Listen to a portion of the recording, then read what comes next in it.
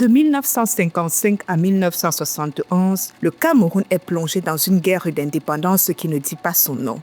Une guerre violente, brutale et meurtrière. Une guerre livrée dans un premier temps par les forces coloniales françaises contre les nationalistes camerounais et dans un second temps par le régime d'Ahidjo contre ces mêmes nationalistes. Si vous êtes nouveau ou nouvelle sur la chaîne, bienvenue parmi nous. Ici, nous parlons de l'histoire politique de l'Afrique. Je m'appelle Linda et aujourd'hui, nous allons plonger dans la sombre histoire de la guerre du Cameroun.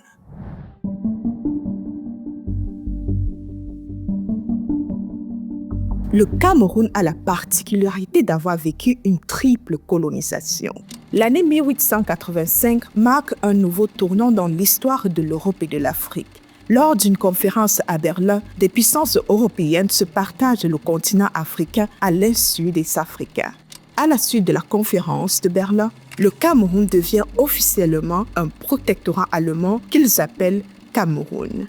Alors, petite précision. Depuis 1884, l'Empire allemand avait déjà un protectorat sur la côte camerounaise. Mais à la suite de la conférence de Berlin, ce territoire sous protectorat allemand s'agrandit. Sur le plan juridique, le Cameroun est un protectorat. Mais dans les faits, l'Allemagne traite le Cameroun comme une colonie. La colonisation allemande est brutale. Les colons allemands se heurtent très souvent à la résistance de certains peuples noirs du Cameroun. Des peuples qui refusent leur domination. Puis vient l'année 1914, la Première Guerre mondiale éclate. L'Allemagne vaincue lors de la guerre perd les territoires qu'elle avait sous sa domination. Le Cameroun devient officiellement un territoire international placé sous la supervision de la SDN.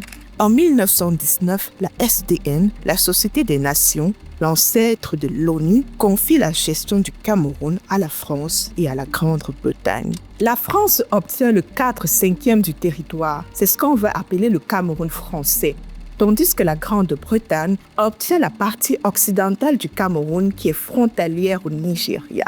Cette partie du territoire sera appelée Cameroun britannique. Sur le plan juridique, le Cameroun n'est pas une colonie. C'est un territoire sous mandat et les puissances mandataires sont la France et la Grande-Bretagne. Une des missions principales de la France et de la Grande-Bretagne est de garantir aux populations locales du Cameroun le bien-être et le développement.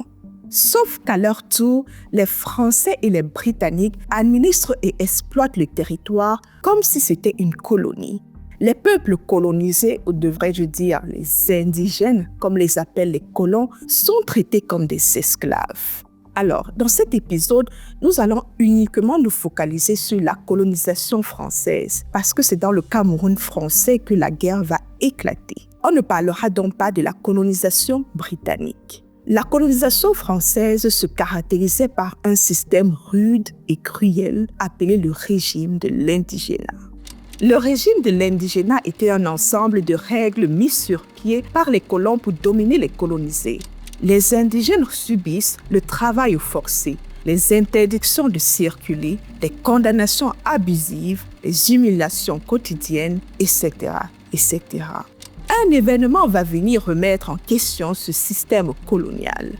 Un événement qui va ébranler les rapports internationaux entre les puissances occidentales. À partir de 1939, le monde occidental plonge dans une guerre, la Deuxième Guerre mondiale.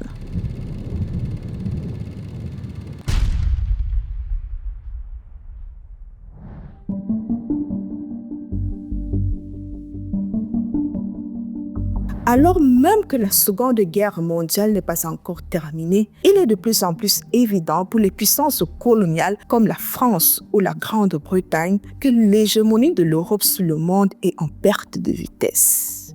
Les États-Unis et l'Union soviétique, deux superpuissances qui ont été très influentes durant la Deuxième Guerre mondiale, s'impliquent de plus en plus dans les affaires du monde.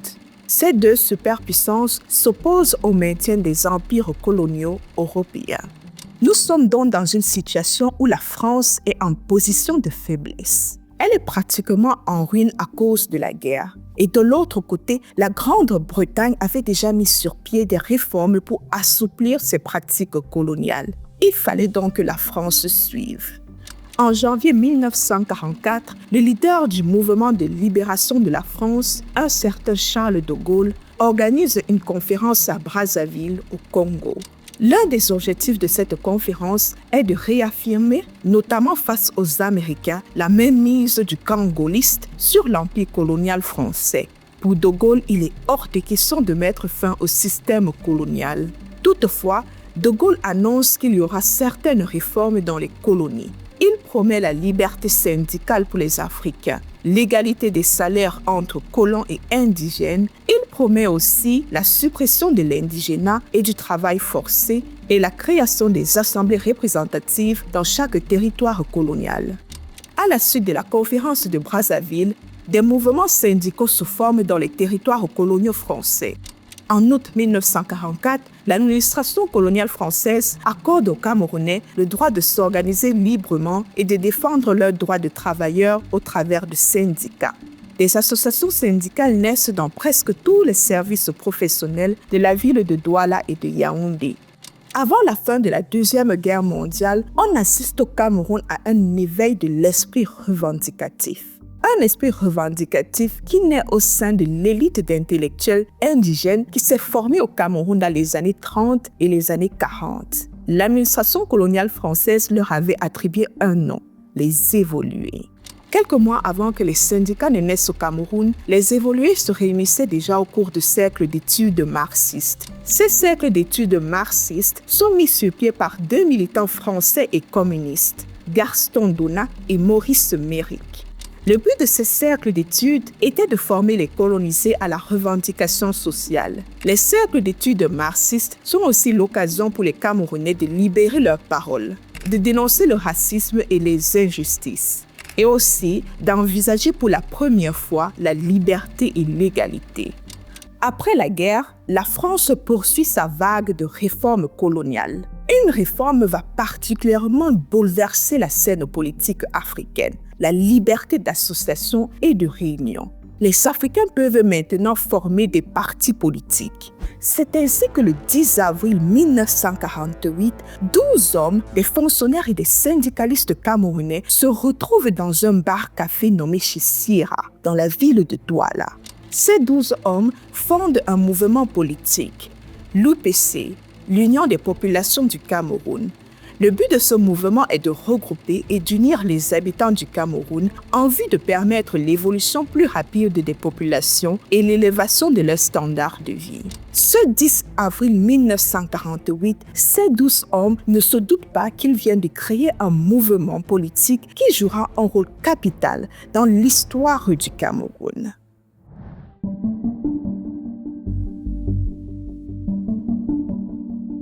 L'administration coloniale française surveille de très près les mouvements syndicaux et politiques qui naissent au Cameroun. Il ne fallait pas que les indigènes pensent à se libérer du joug colonial.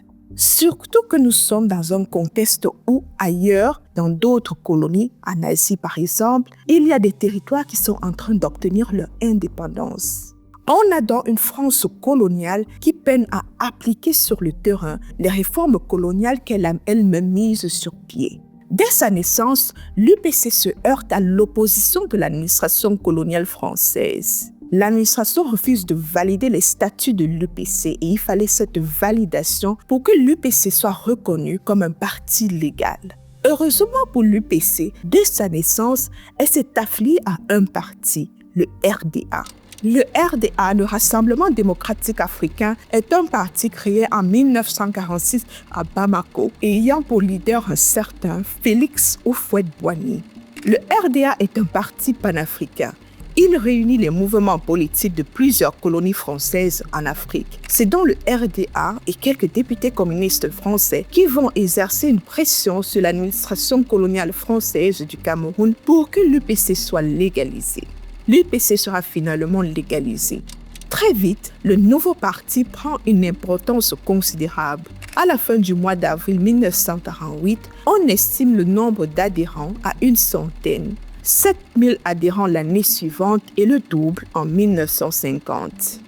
L'UPC opère un changement mental des masses camerounaises. Le parti appelle les indigènes à se voir comme des êtres humains souverains et non comme des esclaves. Le parti politique mène un combat contre les injustices coloniales, les salaires de misère des indigènes, les impôts exorbitants et la ségrégation raciale. À ce moment-là, le parti politique ne parle pas encore de réunification du Cameroun français et du Cameroun britannique ou même d'indépendance. La question de l'indépendance du Cameroun faisait partie de son programme politique. Mais pour l'UPC, la priorité, surtout à ce début, était l'amélioration des conditions de vie des indigènes afin que les indigènes bénéficient des mêmes droits que les colons. Pour diffuser son message dans toutes les couches sociales, l'UPC va prendre contact avec les associations traditionnelles, les associations de cultivateurs, les associations d'anciens combattants, etc., etc. Il est impossible pour moi de poursuivre mon récit sans vous parler d'un homme. L'homme qui a été l'architecte du nationaliste camerounais et l'emblématique leader de l'UPC jusqu'à sa mort en 1958. L'homme que l'administration coloniale française avait surnommé le Ho Chi Minh camerounais. Laissez-moi vous parler de Robin Niobé. Robin Niobé voit le jour en 1913 près de Boumniebel, une ville du Cameroun. À sa naissance, le Cameroun est encore sous domination allemande. Dès sa plus tendre enfance, Niobé est habité par un esprit revendicatif et un fort besoin de justice. Il devient donc greffier de justice. L'éveil politique Niobé commence dans la Jeucafra, une organisation créée en 1939 par l'administration coloniale française pour répandre la propagande anti-Hitler au Cameroun. En 1944, il participe au cercle d'études marxistes de Gaston Donat et de Méric. Quand le mouvement syndical naît au Cameroun, il s'implique corps et âme dans le développement des syndicats. Il a d'ailleurs été secrétaire général de l'USCC, l'Union des syndicats confédérés du Cameroun. Plus tard, il devient secrétaire adjoint de la RACAM, le Rassemblement camerounais, l'un des premiers partis politiques du Cameroun. Robin Niobé n'est pas un membre fondateur de l'UPC. Il rejoint le mouvement en novembre 1948. Il occupera la fonction de secrétaire général de l'UPC jusqu'à sa mort en 1958. Une fonction qui avait d'abord été occupée par un certain Léonard Bouni. Niobé se fait le porte-parole et l'éducateur du peuple camerounais. Et parce qu'il est issu de la tribu Bassa, les populations camerounaises le surnomment Podol, ce qui signifie porte-parole en langue Bassa. Alors les amis, comme je vous l'ai dit plus tôt, l'UPC grandit rapidement. Et l'administration coloniale française, qui a ses agents un peu partout, ses espions, voit comment le mouvement se développe. Pour l'administration coloniale française, il devient urgent d'arrêter la croissance du mouvement. Elle va donc décider de lui mener une guerre qui sera dans les premiers temps de basse intensité.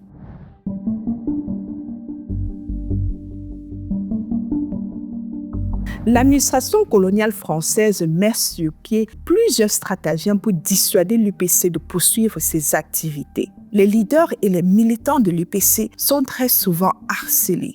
Les sièges de l'UPC sont perquisitionnés et les réunions de l'UPC sont soit interdites, soit dissoutes. Il y a les affectations intempestives. Les leaders de l'UPC qui travaillent dans la fonction publique sont régulièrement affectés d'une région à une autre.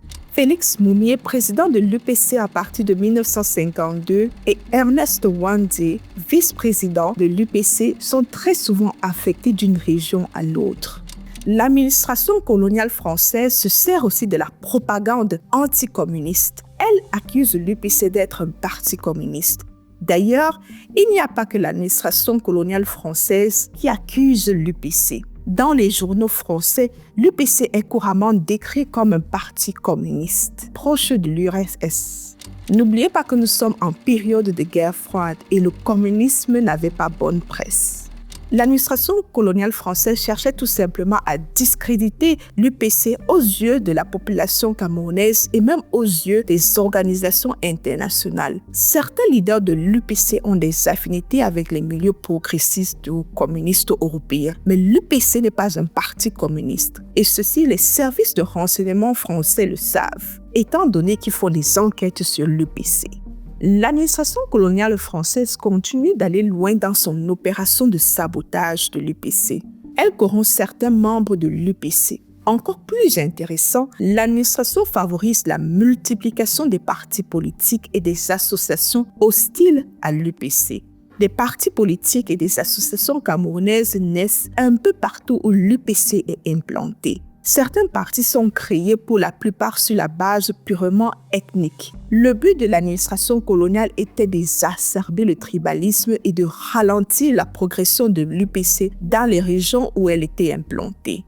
L'UPC est un parti politique qui accueillait toutes les tribus et c'était un parti qui était ancré dans toutes les couches de la population camerounaise. Par conséquent, l'utilisation du tribalisme pour faire tomber l'UPC ne va pas fonctionner. À partir du début des années 50, le discours de l'UPC commence à se faire de plus en plus nationaliste. L'UPC parle de réunification du Cameroun britannique et du Cameroun français. Pour préparer son programme de réunification, l'UPC rencontre les leaders camerounais de la zone britannique, des leaders qui luttent contre la colonisation britannique. L'UPC aborde aussi la question de l'indépendance du Cameroun et même la question de la révision des accords de tutelle. Voyez-vous les amis, depuis 1946, le Cameroun est un territoire sous tutelle de l'ONU. L'ONU avait remplacé la SDN. Comme la SDN avait fait à l'époque, l'ONU confie la gestion du Cameroun à la France et à la Grande-Bretagne. Le rôle principal de la France et de la Grande-Bretagne est de mener les peuples des territoires sous tutelle à une forme d'autonomie ou d'indépendance. En tant que territoire sous tutelle, le Cameroun pouvait envoyer des représentants à l'ONU. L'UPC va envoyer plusieurs pétitions à l'ONU pour que l'ONU lui accorde une audience. Ce sera finalement en 1952 que les Nations Unies vont accepter d'entendre les revendications de l'UPC. Malgré tous les obstacles que l'administration coloniale française met sur son chemin, Ruben Oum-Niobé se rend à New York. L'UPC a demandé à intervenir sur 3 questions. La réunification immédiate du Cameroun, la constitution d'un conseil de gouvernement et d'une assemblée avec des pouvoirs législatifs. Et enfin, la fixation d'un délai pour l'octroi de l'indépendance au peuple camerounais. Telles sont, Monsieur le Président, les questions sur lesquelles le peuple de mon pays m'a mandaté pour venir ici. Je vous remercie, Monsieur le Président.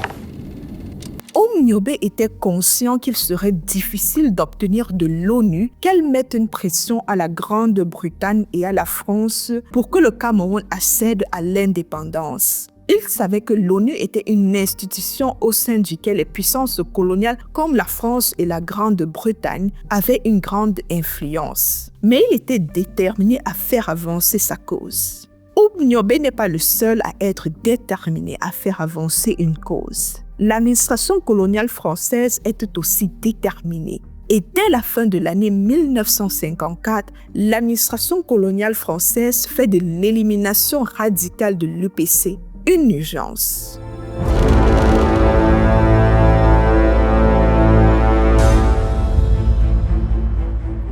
Dès la fin de l'année 1954, le gouvernement français se met à chercher des voies et moyens pour dissoudre l'UPC de manière légale. L'UPC est devenu très populaire.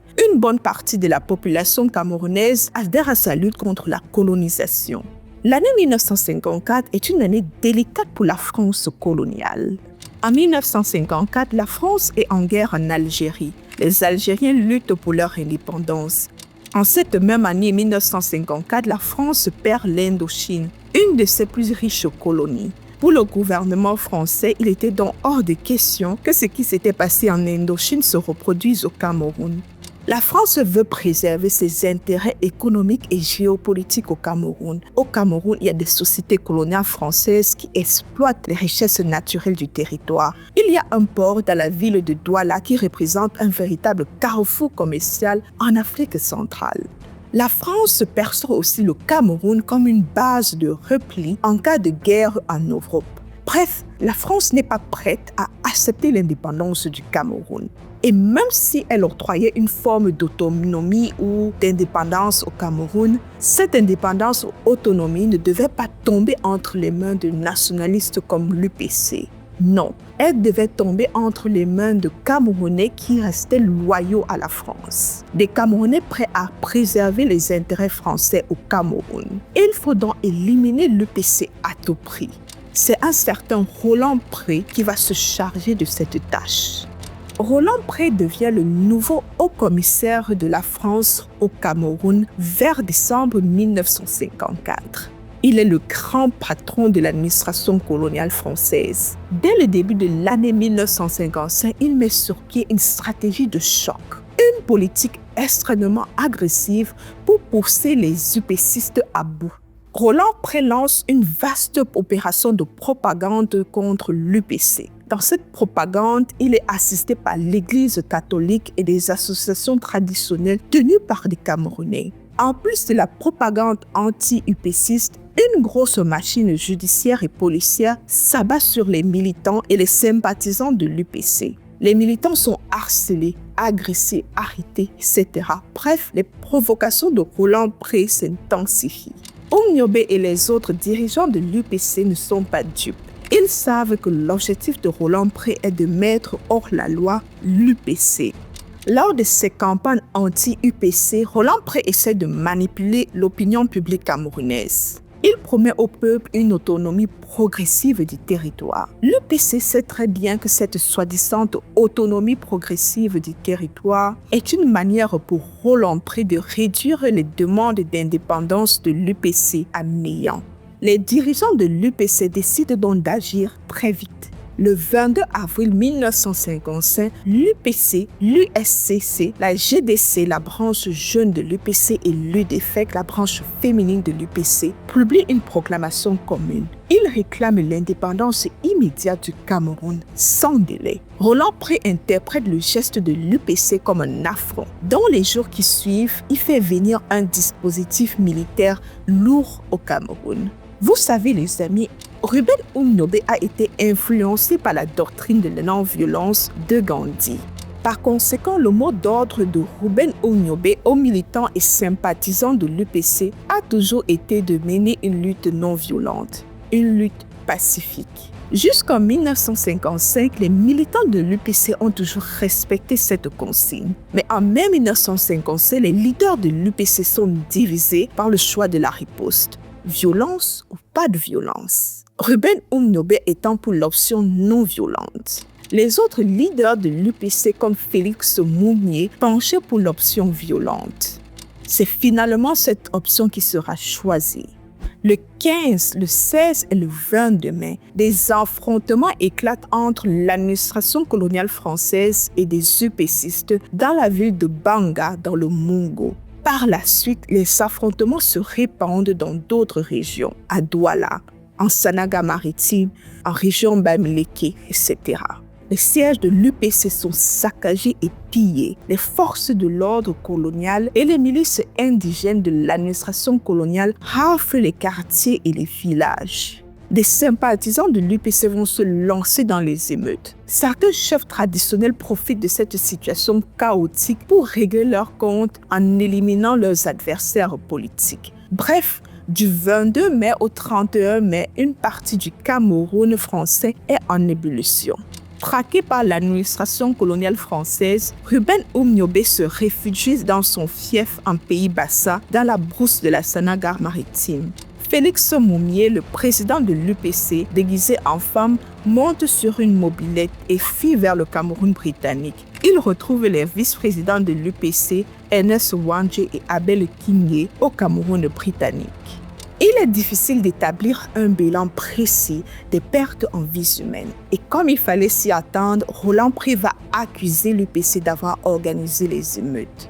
Le gouvernement français profite de l'occasion pour ressortir une loi qui interdit les mouvements ayant une milice privée. Le 13 juin 1955, l'UPC, l'UDFEC et la GDC sont officiellement interdites. Pourtant, l'UPC n'utilisait aucune milice privée.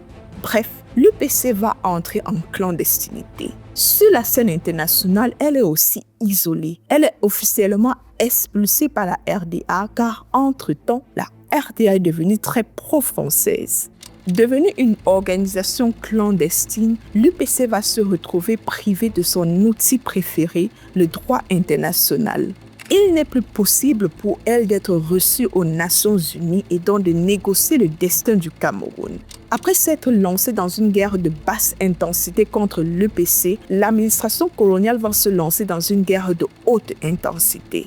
Les émeutes de 1955 vont servir de prétexte à l'administration coloniale française pour livrer une guerre sans nom au Cameroun. C'est la fin de cet épisode, les amis. Aujourd'hui, on a parlé d'un pan de l'histoire politique du Cameroun qui est très complexe. Et parce que c'est une partie dense de l'histoire et qu'il me fallait faire une synthèse pertinente, il y a des aspects de l'histoire que je n'ai pas évoqués, ou du moins que j'ai évoqué mais que je n'ai pas développé. Par exemple, la révision des accords de tutelle. Il y a l'UPC qui demandait à l'ONU de réviser les accords de tutelle, surtout l'article 4. Bon, on pourra en parler dans un autre épisode. L'épisode sur la guerre du Cameroun sera divisé en 3 parties. Vous venez de regarder la première partie. Les 2 autres parties seront publiées l'année prochaine. Je vais revenir vers vous avant la fin de l'année avec 2 autres épisodes. On va un peu changer de cap, on ne va plus parler de la guerre du Cameroun, on va parler d'autres sujets. Alors, si vous avez des questions, n'hésitez pas à me les poser en commentaire. Les références bibliographiques seront dans la barre des descriptions en dessous de cette vidéo. Je vous en prie, aimez cette vidéo et si vous ne l'aimez pas, bon, ce n'est pas grave. Partagez la vidéo autour de vous, à votre famille, à vos tantes, à vos pères, à vos oncles, à vos amis, à vos femmes, à vos maris. Alors, on se dit à la prochaine histoire. Bye.